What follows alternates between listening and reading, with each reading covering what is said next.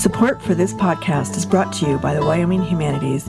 We take a closer look at our human experiences and use stories to explore culture, history, and contemporary issues. You can find us on thinkwhy.org. So I went to Iraq for what was the first of 12 tours, working alongside US forces, initially doing close protection, but then moved into training the Iraqi Special Police. Hello, I'm Emmy DeGrappa. This is What's Your Why? Each week we bring you stories asking our guests the question why. We learn about their passion, why they do what they do, why should we care, and what can we learn? What better place to explore the human landscape than from the state known for its incredible landscapes, Wyoming? And what better organization than Wyoming Humanities? Serving our state for over 45 years, we share stories, ideas, and wisdom about the human experience. Welcome to What's Your Why?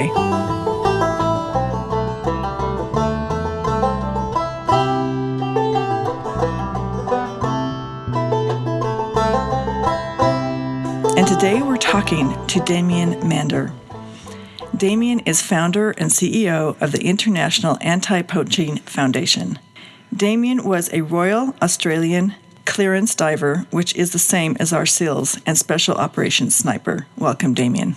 Yeah, g'day, how you doing? You've done a lot in your life, and it's exciting to talk to you because I want to hear your story about how you moved from being a Special Operations Sniper to becoming a founder and CEO of the International Anti-Poaching Foundation. Okay, yeah, no problems, I can do that. So basically I served from 1999 to 2005 with the Royal Australian Navy and Army and the Special Operations Department. 2005 I left the military to go and work in Iraq as a private contractor and basically to try and make as much money as I could. There's an opportunity there to triple my salary and pay no tax. I took that opportunity, so I went to Iraq for what was the first of 12 tours, working alongside US forces, initially doing close protection, but then moved into training the Iraqi Special Police battalion-sized groups to replace the disbanded Iraqi Army and Iraqi Police Force. So after about a year, I moved into a project management role at the Iraq Special Police Training Academy in northern Baghdad, and we would recruit from the local population, often people with low literacy, train them up and send them back out into the eye of the storm. So I learned a lot of lessons there. We didn't do everything right. We learned as we went along. There's no textbook on how to stand up a new army and a new police force in the face of an insurgency. So a lot of it was testing and adjusting as we went along. But I was learning skills that would later carry me through what would become my new career and not only the rest of my life, but define who I am. So after 12 tours, I went to Southern Africa, a little bit lost, disillusioned with what I wanted to do with the rest of my life. And it's very hard to go from, not only from a special operations community where you know the person standing next to you is watching your life more than you're watching it yourself, but then to go to Iraq and you're basically living on a knife's edge for so many years, and then it all stops. It can be very hard to fill that void. And I was fortunate. I started travelling around with an open mind, spending time with rangers in these wilderness areas, but at the same time learning about the struggles that they face on a daily basis, seeing what these guys do, not only seeing what they do, but what they protect and what they stand for. And that for me was something that resonated with me more than anything else I had previously done in my life. Iraq, you're going up against guys that also have weapons, and it's a two-way shooting range, that one. But when you see an animals don't want much. They don't want a job, they don't want a car, they don't want a bigger house, they don't have egos. They just want one thing: they want to live. And we as a species are continually trying to take that away from them. And I saw an opportunity in Southern Africa to use my skills and the money that I'd saved by being in Iraq and with the military to do something constructive with the rest of my life. So I set up the International Anti-Poaching Foundation. We're now 6 years down the track. We've got the likes of Dr. Jane Goodall, who sits on our advisory committee. We have a presence in 6 countries. We have 6 major campaigns, and we've supported over 40 other frontline conservation initiatives with investments up to the value of $50,000 US. Our mission is wildlife conservation through direct action. We're very narrow and focused in what we do. We are the guys at ground zero, at the coalface. I go to work every day knowing that what we do is not the answer. This age-old cliche of winning hearts and minds, making the communities not need to poach anymore is the solution. But we struggle to see models that work, and definitely not workable on the scales that are required to swing this huge issue around that we have. So in the meantime, I'm the guy that stops the hemorrhaging. We're the guys that buy the time. We're the rangers out there on the front line standing between rhinos and elephants and between poachers. And when something is being exploited, the most direct way to protect that is to stop the person that's doing it, and that's what we do. How did you first come across poachers or learn about what they were doing and really dive into that work? I'd heard about anti-poaching some years earlier, more of a romanticised adventure setting, really, discussed by some mates in a bar in Australia. And I went lying there, reasonable enough for a military guy. And I sold everything and set this up. There's a group of people in this world that go out every day for up to 14 days at a time, risking their life. It doesn't matter if you run an environmental NGO, whether you like photographing nature, whether you like going on safari in Africa, whether you're a hunter, whether you just like breathing the fresh air or drinking the fresh water that comes from nature. It all comes back to one group of people. And it's the group of people that go out there risking their life, not so much from the poachers they're trying to stop, from the animals they're trying to protect. And these group of people are rangers. And for me, going forward in life, the best thing I could have done with the money I had and the skills I have was to support these people so they can go out and protect the heart and lungs of the planet.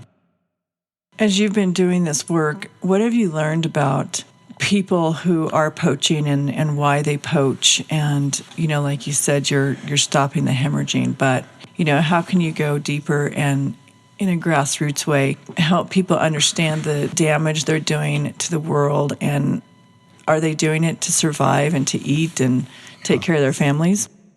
I don't operate. We don't go in on the ground and operate, or one, unless we have government approval. Work with the local stakeholders, but two, unless there are community initiatives going on alongside the reserves that we've been asked to support. There's two different types of poaching: subsistence poaching, that's poaching for the plate, and then there's commercial poaching, which is like robbing banks or selling drugs to feed your family.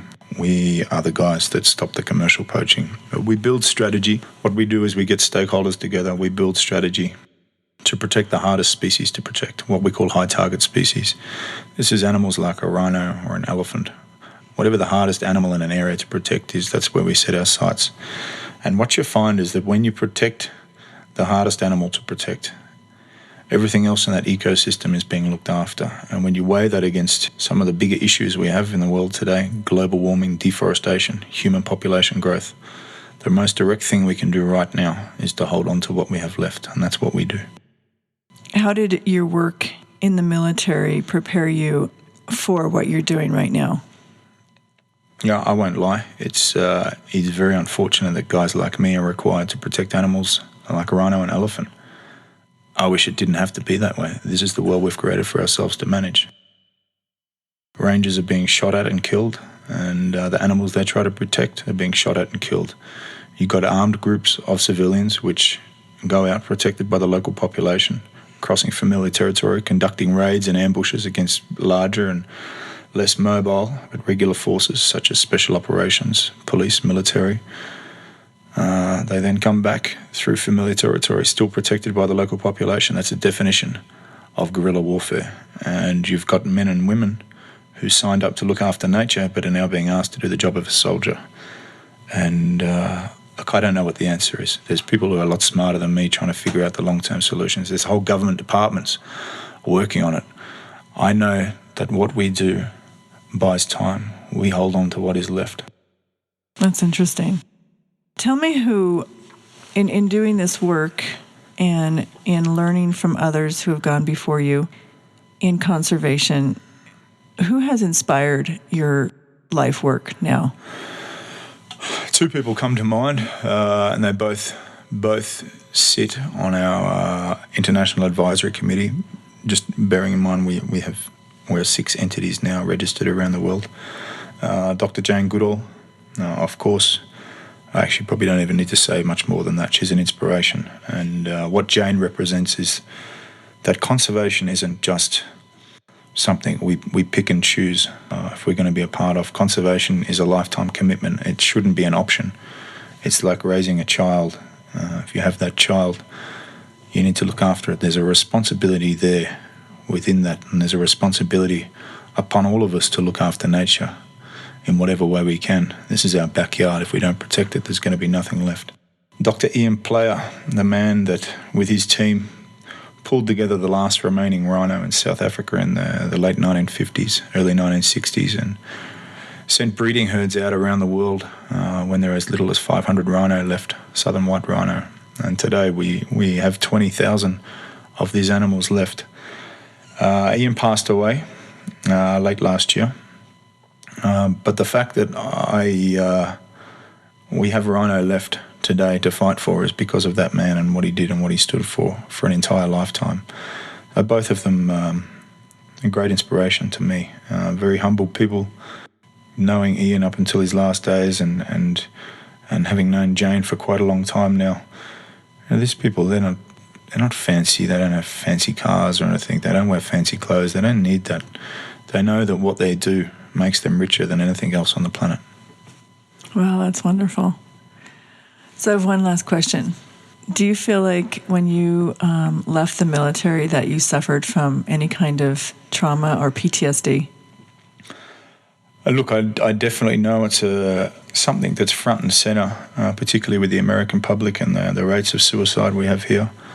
For me, well, look, you don't come out of places like Iraq after 12 tours completely unscathed.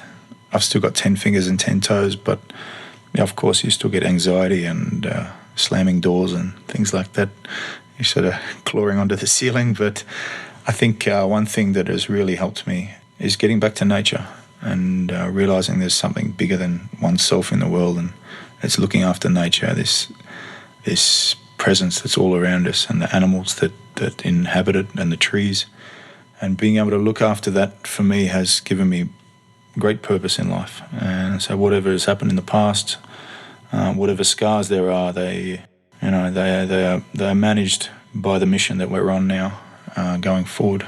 We have a program in Zimbabwe called our Green Army program. So we have people from around the world who come out and work with rangers on the front line in an unarmed capacity. But we also have a lot of veterans that have come out and spend time with us. Not only US guys, but Australian, Canadian, guys from Europe.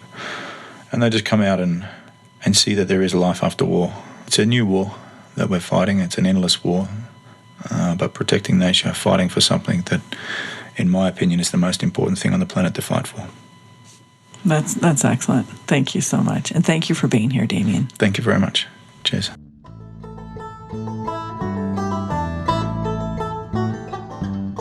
Thank you for listening. I'm Emmy DeGrappa. This Think Why podcast is brought to you by the Wyoming Humanities. We use the humanities as a lens to explore the human experience. You can find us online at thinkwhy.org.